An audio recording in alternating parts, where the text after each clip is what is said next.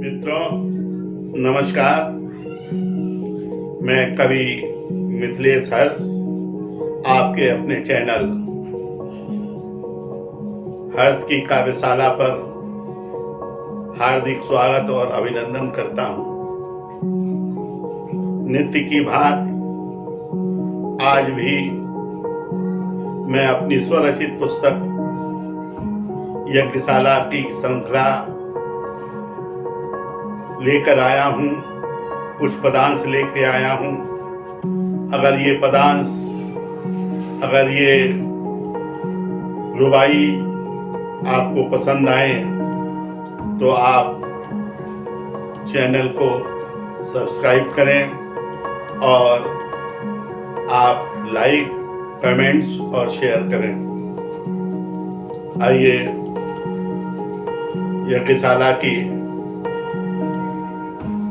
श्रृंखला से लिया हुआ पदांश प्रस्तुत कर रहा हूं और आपको आनंदित करने का भरसक प्रयत्न करूंगा। दिवाकर और सुधाकर मिलकर देते प्रकाश जग को वाला, दूर धरा का तम हो जाता मिलता सुख इतना वाला। ऊर्जावान सूर्य की किरणें भर देती अमृत प्याला, जीवन में देना बस सीखो पावन होगी यज्ञशाला। वास्तव में हमें प्रकृति से शिक्षा लेना चाहिए। प्रकृति हमको सब देती ही देखी है। आप बाग में जाते हैं, फूलों की खुशबू मिलती है, सुंदर सुंदर फूल मिलते हैं। फलों के बाग में जाते हैं तो पेड़ कभी नहीं कहते मुझे पैसा दे के जाओ और तब ये फल ले जाओ। वो तो कहते हैं, नम्र बने रहते हैं, झुके रहते हैं। जितना उनके पास फल होता है उतनी ही डाली झुक जाती है, तो आप वहां से फल तोड़ के ले आते हैं। इसी प्रकार से सूरज और चंद्रमा जग को प्रकाश देता है और जग का अंधकार दूर करता है। तो वास्तव में जब अंधकार दूर होता है, जब सुबह होती है तो कितना सुख मिलता है। मंद मंद हवा चलती है, खुशबू बागों से आती है, चिड़ियों की चहचहाहट होती है, कितना अच्छा लगता है। वो समय कितना बाला होता है। और सूर्य की किरणें धरती को ऊर्जा प्रदान करती हैं, पेड़ों को ऊर्जा प्रदान करती हैं। रात भर का सोया हुआ कमल पंकज जिसके अंदर भौरा बंद है, सूर्य की गर्मी को पाकर वो खिल जाता है और भौरा उड़ जाता है। वो भौरा कभी भी अपने कष्ट को नहीं वर्णन करता, वो प्यार में मस्त हो जाता है और वो यही कहता है कि है रे कितना आनंद आया है। तो ऐसे ही सूर्य की किरणें हरियाली को फैला देती हैं और जब बरसात होती है तो चारों तरफ हरियाली हरियाली ही दिखाई देती है। तो यही अमृत का प्याला है जिसको सेवन करके हम जीवन अपना जीते हैं। बस हमें यही सीखना चाहिए, प्रकृति से सीखना चाहिए, सूरज चंद्रमा से सीखना चाहिए कि हमें देने वाला ही बनना चाहिए। जब हमारा जीवन देने वाला बनेगा तभी वास्तव में हमारी जीवन रूपी यज्ञशाला पवित्र और पावन होगी। आइए दूसरे बंद का आनंद लेते हैं। लोग कहते हैं भक्ति करने से क्या होता है, वो तो कितने भक्त हैं, उनको तो बिल्कुल कुछ है ही नहीं उनके पास। वास्तव में भक्ति और अनुराग हृदय को शक्ति प्रदान करता है।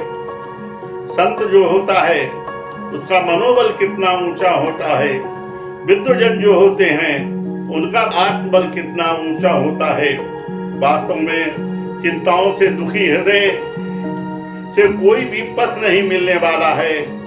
तो वास्तव में प्रभु की शरण में जाकर ही वो कष्ट को दूर करने वाला है। और एकाग्र चित्त से साधना करते हैं तो हमारी जीवन रूपी यज्ञशाला पवित्र और पावन होती है। आइए बंद पढ़ते हैं। भक्त और अनुराग हृदय को शक्ति है देने वाला, भक्ति और अनुराग हृदय को शक्ति है देने वाला। चिंताओं से दुखी हृदय हो, पत न मिले कोई आला। प्रभु की शरण गहो तब जाकर कष्ट वही हरने वाला। प्रभु की शरण गहो तब जाकर कष्ट वही हरने वाला। एकाग्र चित्त से करो साधना, पावन होगी यज्ञशाला।